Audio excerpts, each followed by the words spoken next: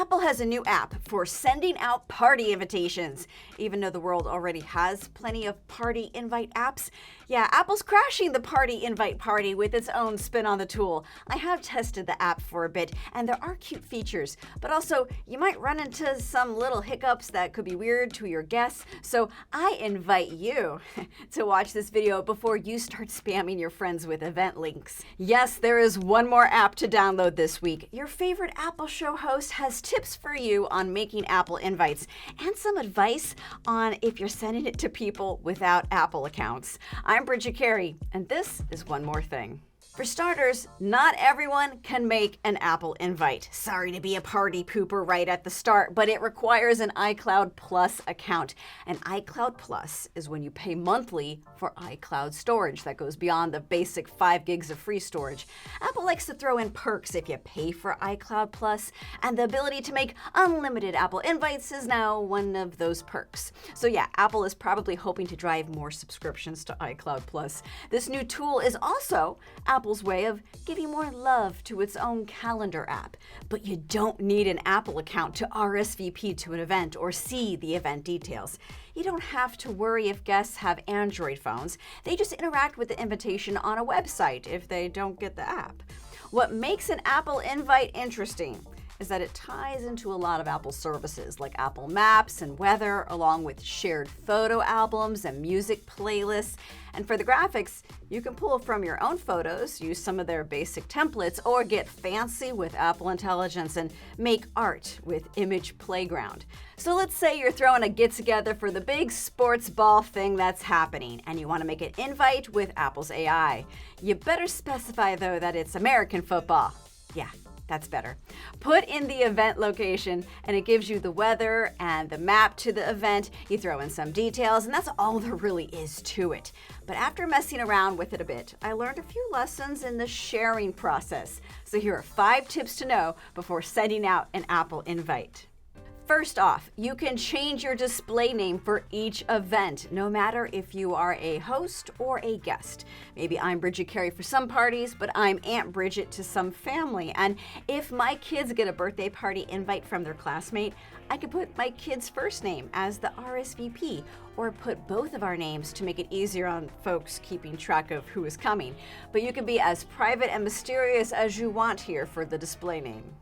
Number 2, the party host sees everyone's email. If you RSVP, you have to either put in your Apple ID address or another real email address of some kind and enter a verification code to prove it is really your email. Guests cannot see the email of other guests. You cannot message other guests. If you have a question, you can see the email of the party host. But it's kind of annoying to email someone because you can't select or copy an email address. I hope they do fix that in an update because I don't really want to awkwardly try to memorize and manually type in emails if I need to reach out to a host with a question. Number 3, when you RSVP, you can leave a little sweet note. And everyone sees your note.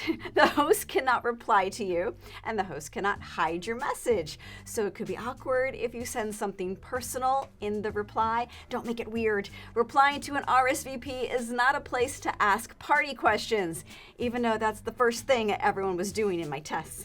But if you mess up, you can change your message right away. Number 4, let's say you are hosting and you're ready to share the invite. You can keep this party locked down tight or you can make the link open. There's even freedom to let people add guests or invite others. Now, if you want something more open, you can make a general link to the invite and share it to a group chat. Say maybe your kid had a birthday and you are sending a single party invite to all of the class parents at once, then whoever wants to go just RSVPs. If you want, you can also send it as personal links to individuals. But if you send it in more than one way, you might get a person showing up twice in your invite list. For example, here, we want Scott in our party, but no one wants 2 Scotts. So a host would need to clean that up. Also, if you send personalized invitations, other guests can see who else you invited that did not respond yet. And finally, a few tips for the whole guest bonding collaboration fun stuff. I use Apple Music, and I like how you can make a shared playlist for anyone to add songs to for the party. Now, if you collab on a playlist, that means everyone invited can collab. And if you want to stop folks from adding songs, you have to go into Apple Music's app to turn off collaboration. If the guest does not have Apple Music, they can still see the playlist, so that's pretty cool. Apple Invites also let you create a shared photo album so people can upload photos from the party to look back on later. But you need to make an iCloud account to participate, to add photos. And when my Android friend went to make one, it said he needed to use the same email that was used for his invitation, or else the host has to invite them again, and basically don't count on your non-tech savvy guests even bothering with all of that. If you already pay for iCloud storage and you have a phone with Apple Intelligence and Image Playground, you might get a kick out of using Apple Invites, so go ahead and download it.